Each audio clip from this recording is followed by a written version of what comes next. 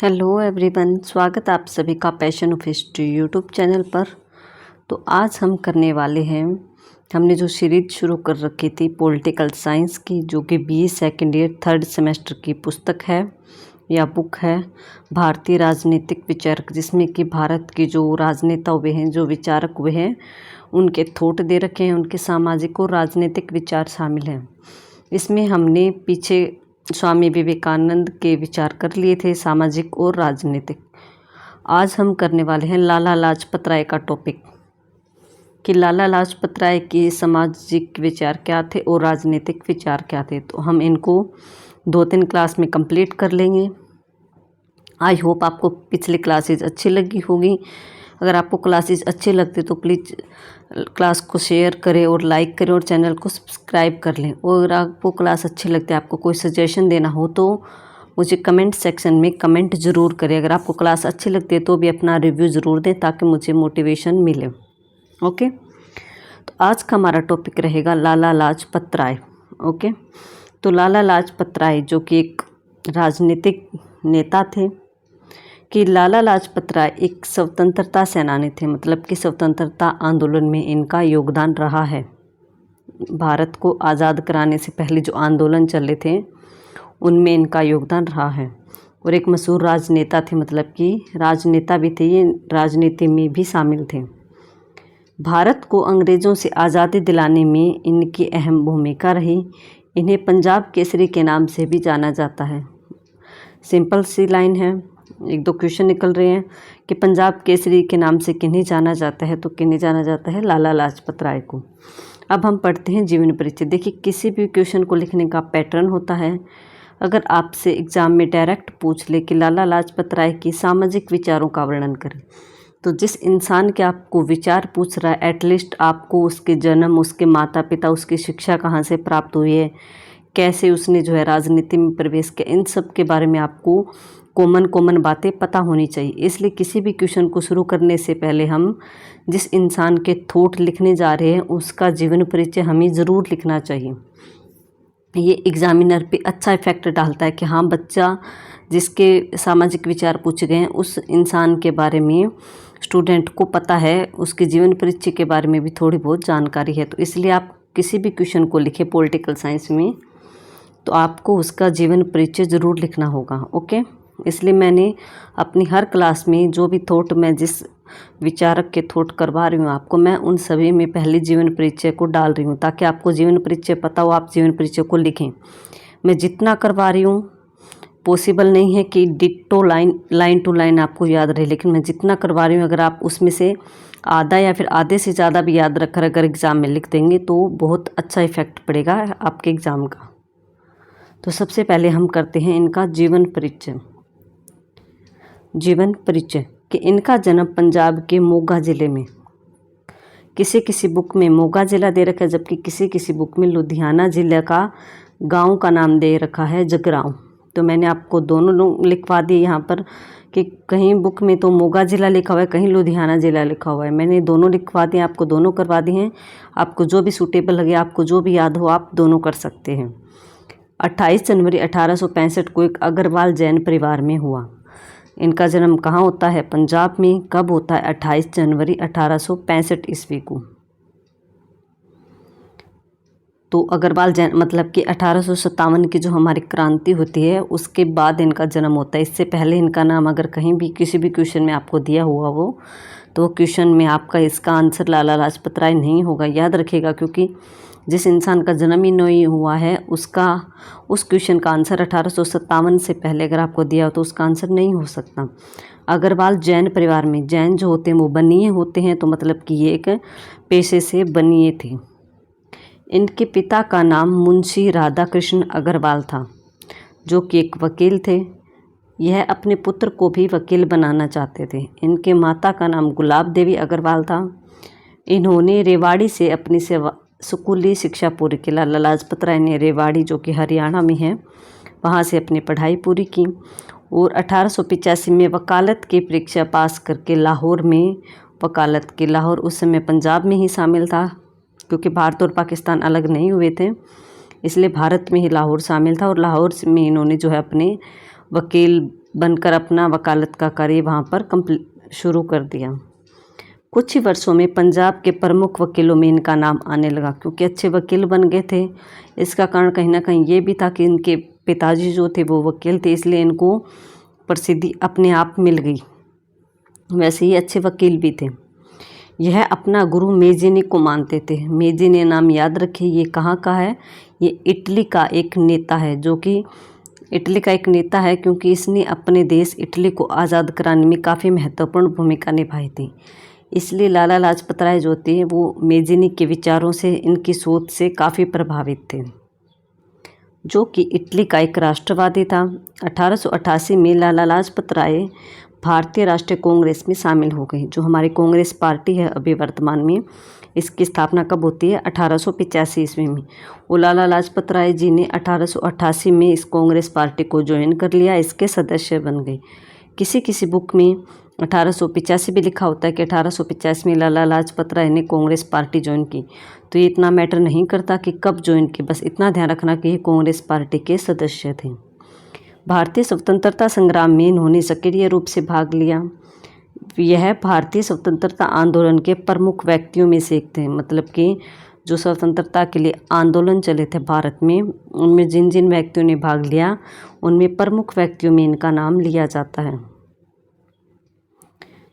उन्हें असहयोग आंदोलन, सत्याग्रह आंदोलन में भी इनकी भूमिका रही। साइमन कमीशन के खिलाफ लड़ाई का नेतृत्व करने के लिए भी इन्हें याद किया जाता है। साइमन कमीशन आया था 1919 में।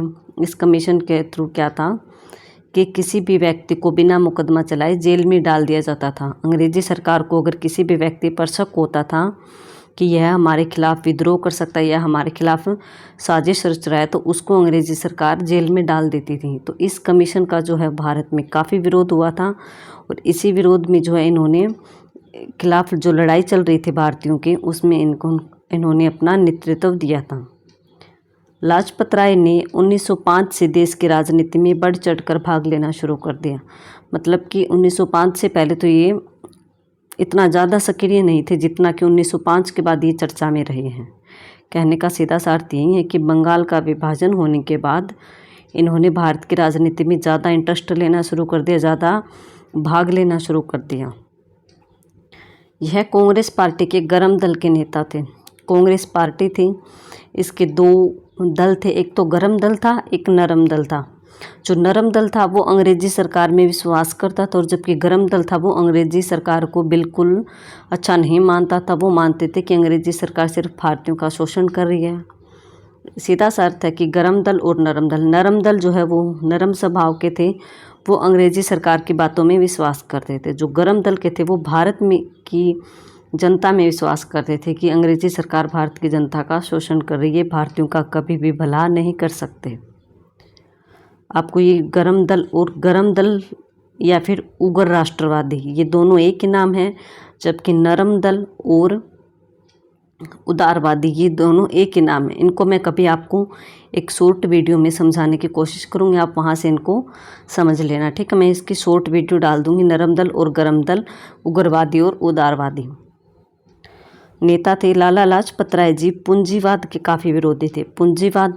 पूंजीवाद क्या होता है, जहाँ पर पूंजी जो है सिर्फ एक वर्ग तक सीमित रह जाती है। मतलब कि कुछ ही लोगों तक, समाज में कुछ ही लोगों के पास बहुत ज़्यादा पूंजी है, जबकि समाज के कुछ लोग बिल्कुल ही गरीब हैं, उनके पास एक टाइम का खाना भी खाने के लिए नहीं है।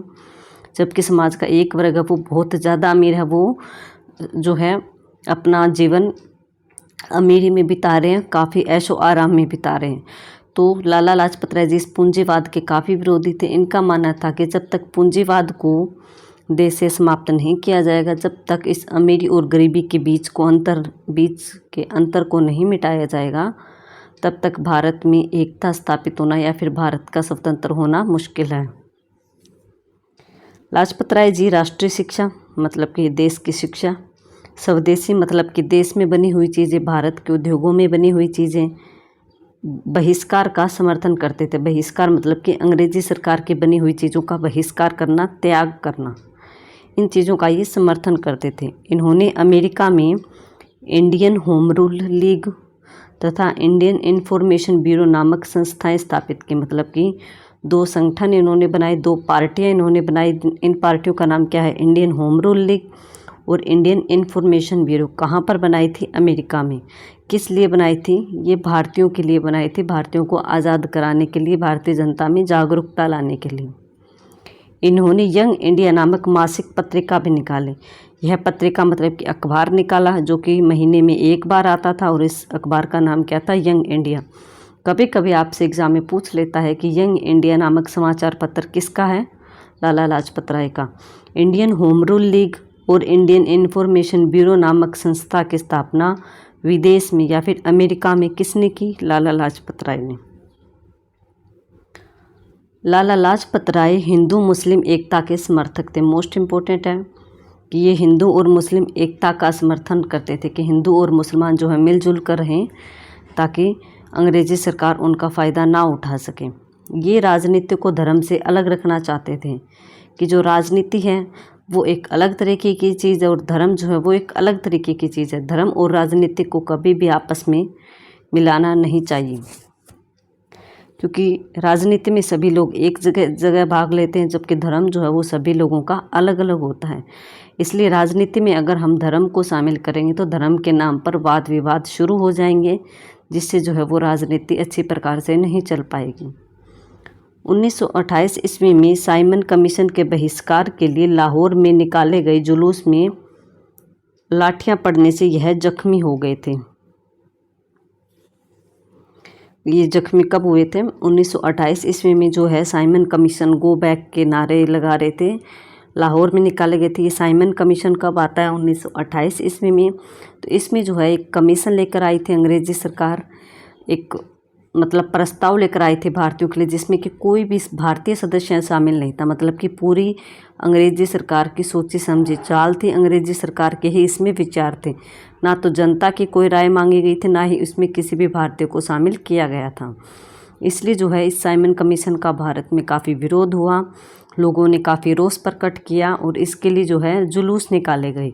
तो जब लाहौर में जुलूस निकाले जा रहे थे तो वहाँ पर जो है जनता इकट्ठी हुई थी, जुलूस निकल रहा था, जनता नारे लगा रही थी। तो अंग्रेजी सरकार जो है इस जनता को रोकने के लिए जो है इनके ऊपर प्रहार कर रहे थे, तो ये लाठियां बरसा रहे थे। तो वहीं पर कुछ लाठियां जो है लाला लाजपत राय के भी लगी, कुछ नहीं मतलब इनको ज़्यादा ही लाठियां लगी। तो एक लाठी जो इनके सिर पर लगी, जिसके कारण जो है इनकी तबीयत काफ़ी बिगड़ गई और सिर में चोट लगने के कारण ये उस के बाद जो है ज़्यादा दिन तक जीवित नहीं रह सके और इनकी जल्दी ही मृत्यु हो गई। और 17 नवंबर 1928 को लाला लाजपत राय जी का देहांत हो गया। इन्होंने इस समय कहा कि मेरे शरीर पर पड़ी एक एक लाठी ब्रिटिश साम्राज्य के कफन में कील का काम करेगी। तो इन्होंने जब मतलब कि इनको लग रहा था कि हाँ मेरा अंत समय नज़दीक आ गया, मेरी जान नहीं बच सकती, तो क्योंकि ये लाठियाँ पड़ने से ही बीमार हुए थे, तो इन्होंने कहा था कि मेरा ये संदेश जो है अंग्रेज़ों तक पहुंचाओ कि मेरे शरीर पर पड़ी एक एक लाठी ब्रिटिश साम्राज्य का जो है कफन तैयार कर देगी और कफन में जो है कील ठोकने का काम करेगी। क्योंकि अगर इन लाठियों पड़ने से मेरी मृत्यु हो गई तो जो है भारतीय जनता में और रोष भड़केगा, जनता अंग्रेजी सरकार का और ज़्यादा विरोध करेगी, जिससे जो है ब्रिटिश सरकार जो है भारत में ज़्यादा समय तक टिक नहीं पाएगी। इनके कहने का सीधा सा अर्थ यही था। ये ऊपर भी आया था साइमन कमीशन, यहाँ पे लिखा हुआ था ना, हाँ ये साइमन कमीशन के खिलाफ लड़ाई का नेतृत्व किया। तो ये मैंने आपको 1919 का रोल्ट एक्ट का बता दिया था, सॉरी मेरे से गलती हो गई, कि जिसमें कि बिना कानून चलाए, बिना कोई मुकदमा चलाए किसी भी व्यक्ति को जेल में डाल दिया जाता था। वो कानून रोल्ट एक्ट था जो कि 1919 में आया था, जबकि यहाँ पर बात हो रही साइमन कमीशन की। तो साइमन कमीशन में कोई भी सदस्य भारतीय नहीं था, इसलिए जो है इसका भारत में काफ़ी ज़ोरदार विरोध हुआ था। और इसी में जो है लाला लाजपत राय ने भाग भी लिया था, और इसी के विरोध में जो जुलूस निकल रहा था उसी जुलूस में लाला लाजपत राय के शरीर पर लाठियां पड़ी थी। और उसके बाद जो उनकी तबीयत सुधरी नहीं और वो बीमार रहने लगे, और उसके बाद जो इनकी जल्द ही मृत्यु हो जाती है 1928 ईस्वी में ही। तो ये था इनका जीवन परिचय। जीवन परिचय में आपको इनका पता चल गया कि कैसे इनकी सोच थी, किस टाइप की मतलब कि नेता थे, इन्होंने कब जो है कांग्रेस में भाग लिया, किन किन चीज़ों का ये विरोध करते थे, किन किन चीज़ों का ये समर्थन करते थे। जैसे कि पूंजीवाद का इन्होंने विरोध किया, राष्ट्रीय शिक्षा का इन्होंने समर्थन किया, इन्होंने स्वदेशी वस्तुओं को अपनाने पर का समर्थन किया, इन्होंने अंग्रेजी सरकार का बहिष्कार करने का समर्थन किया, इन्होंने 2 पार्टियों की स्थापना की, इंडियन होम रूल लीग और इंडियन इंफॉर्मेशन ब्यूरो। इन्होंने एक अखबार भी निकाला जिसका नाम था यंग इंडिया, और ये हिंदू और मुस्लिम एकता के समर्थक थे। यहीं आपके आगे पॉइंट बनते चले जाएंगे राजनीतिक और सामाजिक विचारों में कि हिंदू मुस्लिम एकता के समर्थक थे, तो ये पॉइंट निकल गया। और ये जो है स्वदेशी का समर्थन करते थे, तो ये स्वदेशी का समर्थन, ये पॉइंट निकल गया। राष्ट्रीय शिक्षा के पक्षधर थे, तो राष्ट्रीय शिक्षा का ये पॉइंट निकल गया। ऐसे ही जो अगर आप इनके जीवन परिचय को अच्छी तरह से याद करते हो तो आप जो है, जो आपको अगर पॉइंट्स लिखने होते हैं विचार में, सामाजिक विचार हो या चाहे राजनीतिक विचार, अगर आपको पॉइंट्स की हेडिंग याद नहीं रहती तो बाई चांस जो आपको इनको बनाकर भी लिख सकते हो हेडिंग कि हाँ ये इस चीज़ का समर्थन कर रहा है, तो मैं इसको पॉइंट बनाकर इसको एक्सप्लेन कर सकता हूँ, आपका काम चल जाएगा अच्छी तरह से। और ये राजनीति को धर्म से अलग रखना चाहते थे, मतलब कि इन दोनों को साथ में लेकर नहीं चलना चाहते थे। और ये भी पूछ सकता है कि लाला लाजपत राय के शरीर पर लाठियाँ किस जो कमीशन के विरोध करते हुए जुलूस में पड़ी थी, तो साइमन कमीशन कब आता है? 1928 ईस्वी में। तो ये तो था इनका जीवन परिचय। ये जीवन परिचय आपको, चाहे आप सामाजिक विचार को एक्सप्लेन करो, चाहे आप राजनीतिक विचार को एक्सप्लेन करो, उससे पहले आपको मेंशन करना ही है, आपको लिखना ही है इनके जीवन परिचय के बारे में। मैंने ज़्यादा एक्स्ट्रा कुछ नहीं डाला, जो लाइन मुझे इम्पोर्टेंट लगी मैंने वहीं डाली है। आसान तरीके से आपको समझाने की कोशिश की है, बिल्कुल इजी लैंग्वेज में, कोई हार्ड लैंग्वेज मैंने नहीं लिखी कि बुक वाली लैंग्वेज जो होती है वो थोड़ी सी हार्ड होती है। मैंने बुक वाली लैंग्वेज को इतना लिखा भी नहीं है, और समझाते टाइम तो मैं जो बिल्कुल आपको आसान तरीके से समझा रही हूँ ताकि बस आपके दिमाग में ये कंसेप्ट बैठ जाए। लिखने के टाइम अगर आपको याद है ना वो बात, तो आप लिख तो उसको आप अपनी किताबी भाषा में लिख दोगे। अगर आपको ये पता कि हाँ लाला लाजपत राय इस चीज़ को मानते थे, इस चीज़ को नहीं मानते थे, तो जब आपको लिखना होगा तो आप उसको लिख सकोगे अगर आपको याद हो तो। अब आते हैं हम लाला लाजपत राय के सामाजिक विचार, कि इनके समाज के बारे में इनके क्या थॉट थे, इनका क्या मानना था, इनकी क्या राय थी समाज के बारे में। तो सबसे पहला हमारा पॉइंट होगा कि सामाजिक उत्तरदायित्व पर बल, कि लाला लाजपत राय जी एक अच्छे राष्ट्र के निर्माण के लिए सामाजिक उत्तरदायित्व की भावना पर बल देते थे। कि लाजपत राय जो थे वो अच्छे राष्ट्र मतलब कि एक अच्छे देश के निर्माण के लिए क्या कहते थे कि समाज में जो लोगों का उत्तरदायित्व बनता है उन पर उन्हें सबसे ज़्यादा ध्यान देना चाहिए। उन्होंने कहा कि प्रत्येक मनुष्य को उसका समाज में क्या उत्तरदायित्व है, क्या कर्तव्य है, इसका ज्ञान होना ज़रूरी है। जैसे कि हम भी समाज में रहते हैं, हमारा समाज के लिए क्या उत्तरदायित्व बनता है, हमारे समाज के लिए क्या कर्तव्य बनते हैं, उनका ज्ञान हमें होना ज़रूरी है। जैसे कि आज के टाइम में हमें मौलिक अधिकार मिले हुए हैं, तो ये नहीं कि हम उन मौलिक अधिकारों का दुरुपयोग करें, उनका उल्लंघन करें। तो इसी प्रकार ये कहा गया है कि इस लाइन में कि समाज में प्रत्येक व्यक्ति को जो है उसका कुछ कर्तव्य बनता है कि वो एक अच्छे समाज का निर्माण करे, समाज में एक अच्छा मनुष्य बनकर रहे, समाज में किसी भी प्रकार की गंदगी को ना फैलाए, समाज में लोगों को अच्छा संदेश दे। तो ये उनके कर्तव्य बनते हैं, ये उनके उत्तरदायित्व हैं, उनकी जिम्मेदारी है कि समाज में अच्छी भावना को फैलाएं। ओके, तो ये इनका ज्ञान होना एक मनुष्य को ज़रूरी है। अगर मनुष्य को ये ज्ञान होगा तो वह समाज में अच्छे प्रकार से रह सकेगा, अपनी समाज में एक अच्छी छवि प्रस्तुत कर सकेगा। मनुष्य को समाज के लिए अपने उत्तरदायित्व का अच्छी तरह से पालन करना चाहिए, तभी एक अच्छे राष्ट्र का निर्माण हो सकता है। समाज किस में रहता है? समाज देश में तो है। समाज से मान लीजिए देश बनता है, देश में लोग होते हैं, लोगों से समाज बनता है। तो अगर एक समाज के लोग अच्छे होंगे, उनकी सोच अच्छी होगी, वो अपने कर्तव्यों का पालन अच्छे से करेंगे, तो जो है एक अच्छे राष्ट्र का निर्माण आसानी से हो सकेगा। लाजपत राय जी का कहना है कि प्रत्येक भारतवासी को अपने निजी हितों की तुलना में समाज और देश के हितों को प्राथमिकता देनी चाहिए। इनका क्या मानना था कि जो व्यक्ति है उसको अपने स्वार्थ को छोड़कर, मतलब कि अपने निजी हित मतलब कि खुद के स्वार्थ को छोड़कर जो समाज और देश के लिए ज़्यादा हितकारी है, जो समाज और देश के लिए ज़्यादा अच्छा है, उसको पहले पूरा करना चाहिए, उसको प्राथमिकता देनी चाहिए कि हाँ ये चीज़ें मेरे देश के लिए खतरनाक हो सकती है, ये चीज़ें अगर मैं करूँगा तो ये समाज को गलत संदेश देगी, मतलब तो मुझे ये काम करना चाहिए जिससे कि समाज में अच्छा संदेश मिले, लोगों को अच्छा सबक मिले। तो मतलब कि पहले समाज के कार्य को प्राथमिकता देनी चाहिए, सामाजिक सेवा करनी चाहिए, समाज के लोगों के लिए भलाई का कार्य करना चाहिए। लाजपत राय जी ने भारतवासियों का पहला धर्म देशभक्ति बताया कि उनका पहला धर्म जो है जिसका उसको पालन करना चाहिए वो है देशभक्ति। मतलब अपने देश के प्रति भक्ति रखना, अपने देश के लिए स्वामी भक्त बनना, अपने देश के साथ गद्दारी ना करें, अपने देश की संस्कृति का और इसका पालन करें। अतः प्रत्येक मनुष्य का यह लक्ष्य होना चाहिए कि वह देश के लिए तन मन धन न्यौछावर करने को तैयार रहे। तो ये हमारा पॉइंट की हेडिंग थी उत्तरदायित्व मतलब जिम्मेदारियों पर, कि जो समाज के प्रति एक मनुष्य की जिम्मेदारियां होती हैं उन जिम्मेदारियों का मनुष्य को पता होना चाहिए और उन जिम्मेदारियों को मनुष्य को बिना स्वार्थ के पूरा करना चाहिए और अपने देश की तरक्की में अपना योगदान देना चाहिए। वो पॉइंट का कहने का टोटल निचोड़ यही है। घुमा फिरा कर वही बातें लिखनी होती है, बस लिखने का एक तरीका होना चाहिए। तो हमारा सेकंड पॉइंट है प्राचीन भारतीय नैतिक मूल्यों में विश्वास। नैतिक मूल्य आप सभी को पता है, नैतिक मूल्य मतलब कि अच्छी बात है। जो हमारे नैतिक मूल्य थे जो कि प्राचीन भारत से चले आ रहे हैं पुराने समय से, तो इन नैतिक मूल्यों में विश्वास। लाजपत राय जी आर्य समाजी थे, मतलब कि आर्य समाज के जो संगठन था उसके सदस्य थे। उनके आर्य समाज के नियमों का ये पालन करते थे, उनकी विचारधारा पर ही चलते थे।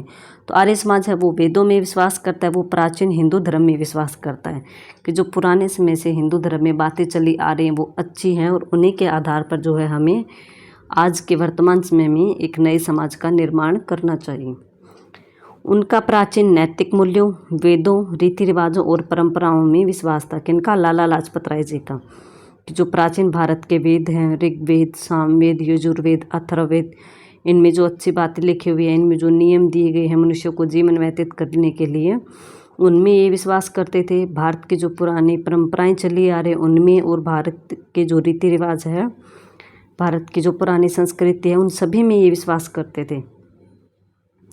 ये कहते थे कि हिंदू धर्म जो है वो महान है। उनका मानना था कि भारतवासी पश्चिमी या फिर अंग्रेज़ों की संस्कृति में डूबकर अपनी महान अमूल्य संस्कृति को नष्ट ना करें। इनका मानना था कि हमारे भारत का जो धर्म है हिंदू धर्म वो महान है और हमारी संस्कृति जो वो बहुत अच्छी है। इसलिए आपको कोई ज़रूरत नहीं है, कोई आवश्यकता नहीं है कि आप पश्चिमी देश जो कि इंग्लैंड है, अमेरिका है, इनकी संस्कृति को आप अपनाएं, इनके पहनावे, इनके रहन सहन के ढंग को आप अपनाएं। आप अपने देश की जो संस्कृति है, अपने देश के रहन सहन है, उन्हीं को बचा कर रखें और अपनी संस्कृति को नष्ट ना करें अंग्रेज़ों के प्रभाव में आकर। यद्यपि लाला लाजपत राय भारत की प्राचीन संस्कृति के काफ़ी समर्थक थे, परंतु उनका मानना था कि जो प्राचीन समय से समाज में बुराइयां चली आ रही, जैसे कि जाति पाति का भेदभाव, छुआछूत, अस्पृश्यता जिसको बोलते हैं, वर्ण व्यवस्था, इन सभी को दूर करके वर्तमान समाज में भारतीय संस्कृति को सुरक्षित रखा जा सकता है। ये प्राचीन धर्म में, प्राचीन हिंदू धर्म में विश्वास करते थे प्राचीन समय से, लेकिन कहीं ना कहीं ये इस चीज़ का भी समर्थन करते थे, मतलब कि इस चीज़ को मानते थे कि जो पुराने समय से रीति रिवाज चले आ रहे, जो बुराइयां हैं, जैसे कि विधवा विवाह चली आ रही थी, सती प्रथा, इन धीरे धीरे इन बुराइयों को भी अंग्रेज़ों की सहायता से ही भारत में नष्ट किया गया है, ख़त्म किया गया है। तो ये उन बुराइयों को ख़त्म करने के पक्ष में थे कि जाति पाति का भेदभाव है उसको ख़त्म करना चाहिए। छुआछूत है जो कि अस्पृश्यता, मतलब कि नीची जाति के लोगों को ना छूना, उनके घरों में ना जाना, उनके हाथों का पानी ना पीना, उनसे कोई काम ना करवाना, उन्हें अपने घरों में नौकरी ना देना, ये सभी जो है छुआछूत में आते हैं। तो इन सभी बुराइयों को नष्ट करना चाहिए, क्योंकि अगर ये बुराइयां हमारी भारतीय संस्कृति में रहेगी तो भारत जो है वो कभी तरक्की नहीं कर पाएगा, वो विकास के मार्ग पर आगे नहीं बढ़ पाएगा, क्योंकि ये बुराइयां उसको कभी भी उसके लेवल को ऊपर उठने ही नहीं देगी। जबकि अंग्रेज़ों की संस्कृति में ये सारी बुराइयां नहीं थी, ये भारत की संस्कृति में पुराने समय से प्राचीन बुराइयां चली आ रही थी। इसलिए लाला लाजपत राय जी है वो कहते हैं कि इन बुराइयों को तो नष्ट करना चाहिए जो पुराने समय से समाज में फैली हुई हैं। भारतीय संस्कृति को सुरक्षित रखा जा सकता है और समाज में सुधार लाया जा सकता है। लाजपत राय जी प्राचीन व्यवस्था व प्राचीन नैतिक मूल्यों को दोबारा स्थापित करना चाहते थे कि जो पुराने लोगों का रहने सहने का ढंग होता था, उनमें आपस में प्रेम प्यार होता था, उनका इकट्ठा रहना होता था, घरों में एक साथ खाना पकाते थे, एक साथ रात में बैठकर बातें करते थे, एक दूसरे की सहायता करते थे, उन सभी को ये वापस लाना चाहते थे ताकि भारत में जो आपस में ईर्ष्या या भेदभाव ना रहे और वो मिलजुल कर रह सकें। एक अंग्रेज लेखक है जिसका नाम क्या है, मिस मेयो, अंग्रेज लेखक का ध्यान रखेगा। उन्होंने अपनी पुस्तक, उनकी पुस्तक का क्या नाम है, मदर इंडिया में हिंदू धर्म पर झूठे आरोप लगाए कि हिंदू धर्म में ये बुराइयां फैली हुई, हिंदू धर्म तो इतना नीच है, हिंदू धर्म में ये चीज़ें खराब है, वो चीज़ें खराब है। मतलब कि अपनी इस पुस्तक में इस मिस मेयो ने पूरी पुस्तक में जो हिंदू धर्म की बुराइयां ही की है। लाला लाजपत राय ने एक पुस्तक दुखी भारत में इन आरोपों का मुंह तोड़ जवाब दिया। जब ये पुस्तक मार्केट में आई, जब लोगों ने इसको पढ़ा, मदर इंडिया में तो हिंदू धर्म पर बातें लिखी हुई थी, तो लाला लाजपत राय ने भी अपनी एक बुक निकाली या एक बुक छापी जिसका नाम था दुखी भारत, अनहैप्पी इंडिया। और इस बुक में जो इन्होंने इस मिस मेयो की जो हिंदू धर्म की बुराइयां की हुई थी उनका मुंह तोड़ जवाब दिया, उनके सारे सवालों के जवाब दिए थे कि किस कारण से ये बुराइयां फैली और किन कारण से, किस चीज़ों से जो है इन्हें हम समाज से मिटा सकते हैं, हम दूर कर सकते हैं। इस पुस्तक में हिंदू धर्म के आधारभूत सिद्धांतों का समर्थन किया गया। किस पुस्तक में, अनहैप्पी इंडिया जो पुस्तक है, इसमें हिंदू धर्म के जो सिद्धांत हैं उनका समर्थन किया गया और हिंदू धर्म में प्रचलित बुराइयों का विरोध भी किया गया है।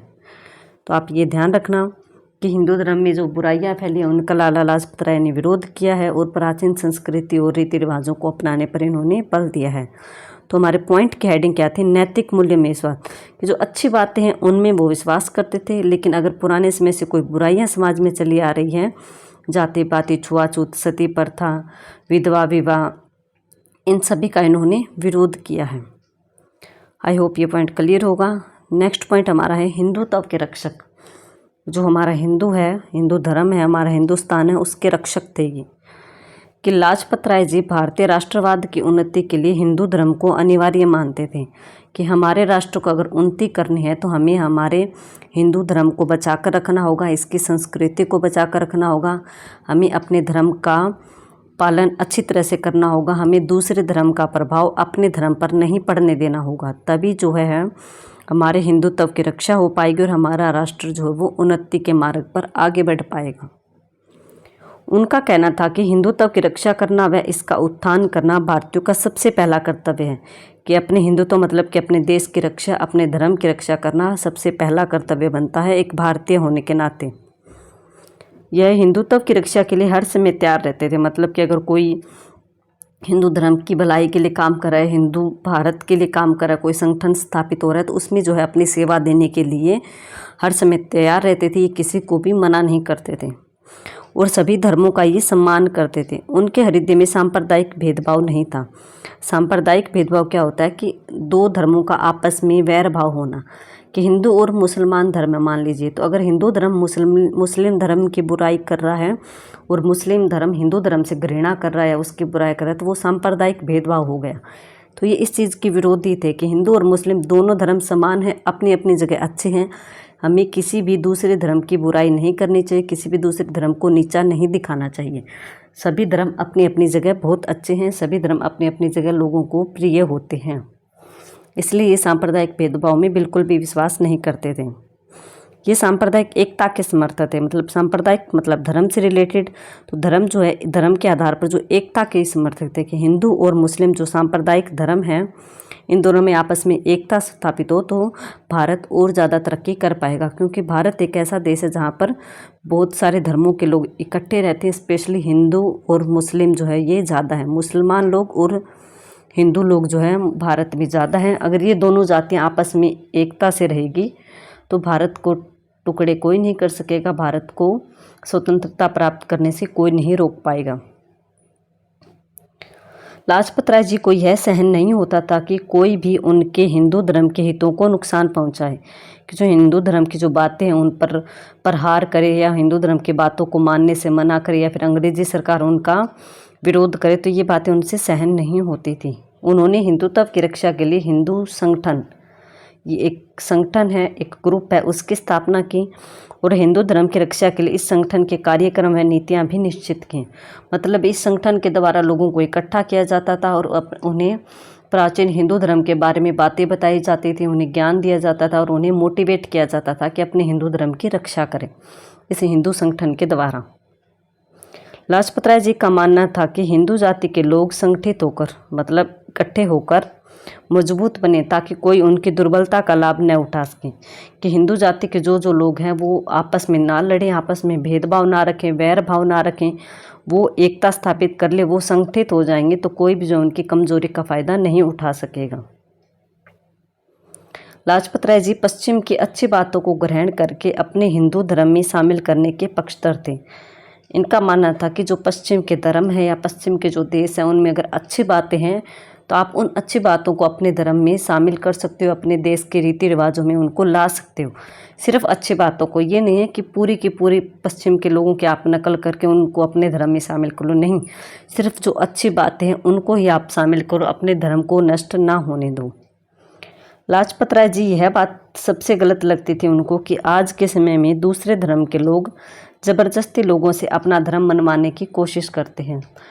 कई लोग हैं जो ज़बरदस्ती जो है हिंदू लोगों को मुस्लिम बना रहे हैं या फिर ईसाई बना रहे हैं। तो ये चीज़ें इनको सबसे ज़्यादा गलत लगती थी कि किसी के साथ भी जो है ज़बरदस्ती नहीं करनी चाहिए, वो भी स्पेशली धर्म के मामले में। जिस व्यक्ति का मन है कि वो इस धर्म के नियमों का पालन करे तो वो उसी धर्म के नियमों का पालन उसको करने दिया जाए, क्योंकि धर्म के नाम पर जोर ज़बरदस्ती नहीं चलेगी। अगर हम धर्म के नाम पर किसी के साथ ज़बरदस्ती करेंगे, धक्का करेंगे, तो वो उस धर्म के नियमों का अच्छी तरह से सच्चे मन से पालन नहीं कर पाएगा। इसलिए वे इस चीज़ को गलत मानते थे। तो ये इनके थे किस पर, हिंदुत्व की रक्षा, हिंदू धर्म के बारे में इनके विचार। तो हमने आज 3 पॉइंट क्लियर कर रहे हैं सामाजिक विचारों में। उत्तरदायित्व, समाज के प्रति उत्तरदायित्व के बारे में इनकी क्या सोच थी। प्राचीन भारत के जो नैतिक मूल्य थे उनको लाला लाजपत राय जी वापस लाना चाहते थे, अच्छा मानते थे, और अपने हिंदू धर्म की जो ये रक्षक थे। तो आगे की जो है PDF तो तैयार है, लेकिन इन पॉइंट्स को जो मैं आपको नेक्स्ट पार्ट में करवाऊंगी, क्योंकि अगर अभी करवाने लगी तो वीडियो जो है वो काफ़ी ज़्यादा लंबा हो जाएगा। इसलिए जो है हम इनको 2 पार्ट में पढ़ लेंगे सामाजिक विचारों को। आज हमने इनका जीवन परिचय कर लिया और इसके सामाजिक विचारों के 3 पॉइंट हमने क्लियर कर ले। नेक्स्ट वीडियो में जो है हम इसके बचे हुए पॉइंट्स को क्लियर कर लेंगे। इस प्रकार जो है हमारा लाला लाजपत राय जी के सामाजिक विचारों का जो क्वेश्चन है वो पूरी तरह से कंप्लीट हो जाएगा। ओके, आई होप आपको क्लास अच्छी लगी होगी, मेरे समझाने का तरीका आपको अच्छा लगता है। अगर आपको क्लास अच्छी लगती है तो प्लीज़ रिक्वेस्ट है आपसे कि वीडियो को आप ज़्यादा से ज़्यादा शेयर करें, ताकि जिन बच्चों को यह टॉपिक बुक्स से क्लियर नहीं होता है, उनको बुक्स की लैंग्वेज हार्ड लगती है, तो वो मैं जो ये PDF फॉर्म में आपको पढ़ा रही हूँ, आसान तरीके से हर एक चीज़ को खोल के बता रही हूँ, एक्सप्लेन करके बता रही हूँ, वो भी इस तरीके से जो है पढ़ाई कर सकें और अपने एग्ज़ाम में अच्छा रिस्पॉन्स दे सकें। तो इसलिए आप वीडियो को शेयर करें, लाइक करें और कमेंट करके मुझे ज़रूर बताएं कि आपको क्लास कैसी लगती है। ओके, आई होप, उम्मीद रहेगी कि आप मेरी बातों को मानेंगे, सुनेंगे। बाकी आपकी मर्ज़ी है, मेरा काम है पढ़ाना, तो वो मैं पढ़ाती रहूँगी। जिस तरीके से मैं पढ़ाती हूँ मैं उसी तरीके से पढ़ाती रहूँगी। बाकी आप लोगों की मर्ज़ी है। Okay, thank you everyone.